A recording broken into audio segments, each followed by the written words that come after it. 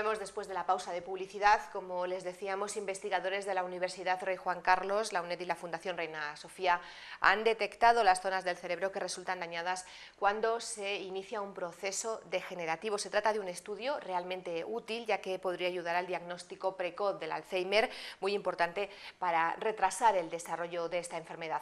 Hoy queremos conocer más en profundidad en qué consiste este estudio, los avances que se pueden generar y que pueden surgir para cuidar y para tratar esta enfermedad, y por eso hemos invitado al director del análisis del estudio del que les hablamos. Él se llama Juan Antonio Hernández Tamames, es director del Laboratorio de Análisis de Imagen Médica y Biométrica de la Universidad Rey Juan Carlos. Está con nosotros en nuestros estudios, en nuestro plató. Buenas tardes. Hola, buenas tardes. Bueno, cuéntenos exactamente en qué consiste este estudio. Decía yo que es importante porque puede suponer un avance para el tratamiento de una enfermedad tan habitual hoy en día en la población como es el Alzheimer. Bueno, este estudio, lo más interesante es que se ha hecho sobre una muestra de sujetos que aún todavía no han tenido apenas ningún síntoma. De hecho, se ha hecho sobre una muestra de 140 sujetos, ancianos, sanos, que, bueno, pues que hacen una vida normal, y gracias al trabajo en este caso de la UNED, del Departamento de Neuropsicología, que dirige la doctora Herminia Peraíta, se ha recogido esta muestra y se le han hecho unas baterías de test muy rigurosas, muy meticulosas, y entonces en unos sujetos se han detectado pequeños fallos de memoria, pero no tanto como para tener que ir al médico, o pequeños fallos en la realización de determinadas tareas, que invierten el orden o se olvidan de alguno de los pasos, pero también lo mismo, no tanto como para todavía tener que ir al médico. Entonces, sobre esta muestra es sobre la que se han hecho imágenes de resonancia magnética, y en nuestro laboratorio hemos analizado esas imágenes y hemos detectado qué zonas del cerebro estaban ligeramente dañadas dependiendo del fallo que tenían, o bien sea de memoria o bien en la realización de tareas. Y exactamente qué es lo de esos estudios, porque se ha hecho a través del diagnóstico por la imagen, supongo, Efectivamente, lo que me está contando. Sí. ¿Qué conclusiones han sacado? Bueno, lo que hemos visto, al final, por resumir, los sujetos los hemos podido categorizar en tres tipos. Unos sujetos que les llamamos amnésicos, o que tienen deterioro cognitivo leve amnésico, que tienen este pequeño fallo de memoria. Otros les llamamos deterioro cognitivo leve no amnésico, y es porque tienen algún pequeño fallo en ciertas tareas. Y por último están los deterioro cognitivo leve mixtos, que presentaban fallos tanto en recuerdos, en memoria, como en la realización de tareas. Entonces, lo que hemos observado es que los que tienen deterioro cognitivo leve amnésico, es decir, problemas de memoria, tienen ligeramente alterada, dañada, una zona del cerebro muy particular, muy concreta, que se llama giro parahipocámpico, que es precisamente justo la zona de la memoria, donde lo que llamamos el lóbulo temporal del cerebro, que está relacionado, están los tejidos y la sustancia gris relacionada con la memoria. Sin embargo, los que solo presentaban pequeños fallos en la realización de ciertas tareas tienen otra zona distinta, que es el giro cingulado.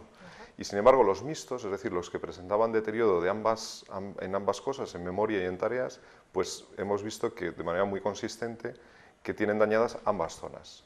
Entonces, esto es es por lo que es relevante el estudio, porque es una muestra que todavía prácticamente es muy precoz, es muy leve, no han tenido que ir todavía al médico, y sin embargo ya hemos visto muy claramente qué zonas del cerebro son las que tienen alteración y que tiene que ver con los problemas que tienen en esas tareas o en esos recuerdos. O sea que quizá lo novedoso de este estudio, corríjame si me equivoco porque yo en esta materia soy bastante lega, quiere decir, decía yo, lo novedoso de este estudio es que estas zonas hasta ahora no se habían descubierto que estaban dañadas, o no se sabía que se podían dañar con estas... Bueno, siempre existe la sospecha. El problema es que normalmente cuando un paciente ya va al médico, normalmente la enfermedad ya está en curso, está más avanzada. Y entonces ya vemos, con neuroimagen, vemos más cosas dañadas, pero no podemos saber cuál fue el origen, o no tenemos toda la certeza que podríamos tener de en qué lugar del cerebro ha comenzado ¿Dónde se inicia, no? ¿Dónde se inicia? Porque normalmente cuando ya la familia normalmente, o ellos mismos en un momento de lucidez dicen voy a ir al médico porque... Sí, porque algo no funciona. Sí, porque no he sabido, esta persona pues no ha sabido volver a casa, o ha tenido una actitud o un comportamiento muy inusual que la familia dice algo está pasando. Normalmente cuando estos sujetos ya van al médico y entonces les hacemos la neuroimagen, lo que vemos son muchas más cosas. Normalmente hay más cosas alteradas, no únicamente estas zonas con esa localización tan específica. Sí, porque el daño es mayor y supongo Efectivamente, que ya el cerebro está más... Efectivamente, en los Alzheimer ya aparece deterioro en corteza y sobre todo lóbulo temporal, hipocampo, corteza entorrinal, que tiene que ver con el olfato, en fin, en más zonas. Entonces, Juan Antonio, es muy interesante lo que ustedes han descubierto, porque esto permitiría, digo yo, que será a lo mejor un primer paso para atacar la enfermedad quizá en origen, ¿no? Efectivamente, esto también nos permite distinguirlo de otro tipo de demencias, que a lo mejor tienen su origen en problemas vasculares o en otro tipo de problemas. Esto es algo muy localizado y que nos va a permitir, pues, poner el foco en la investigación en estas zonas, en sujetos todavía sanos, que en principio no tienen por qué desarrollar la enfermedad, pero podemos fijarnos ya en esas zonas y ver cómo van evolucionando a lo largo del tiempo para prevenir o para detectar lo antes posible una alteración que pudiera derivar en la enfermedad. Porque una vez que se ha detectado, por ejemplo en el estudio que ustedes han hecho, esos trastornos mínimos, pero que se han detectado, ¿se pueden parar? Quiero decir, hay una manera, no lo sé, ya sé que no hay medicamentos contra el Alzheimer, pero ¿hay alguna forma, o todavía no se ha descubierto, de poner freno a ese deterioro? Bueno, lo que sí existen son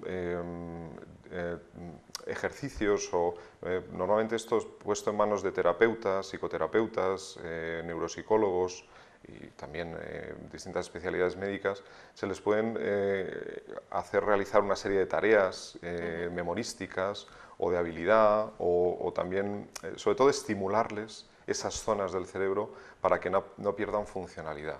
El problema es que si no estimulamos ciertas zonas del cerebro, lo que van es perdiendo función y al final se terminan neurodegenerando. Claro. Entonces, esto puede servir, pues, para realizar más tareas específicas que hagan que esas zonas se tengan que activar y tengan que estar funcionales.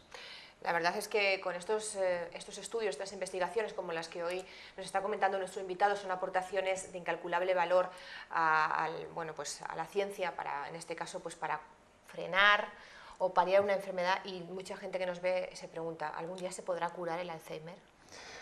Bueno, yo creo que en el Alzheimer creo que va a pasar un poco como ha pasado con el cáncer y con los problemas, las cardiopatías, los problemas de corazón. Y es que, pues, hace unos cuantos años, pues, tener un cáncer o tener una cardiopatía era casi sinónimo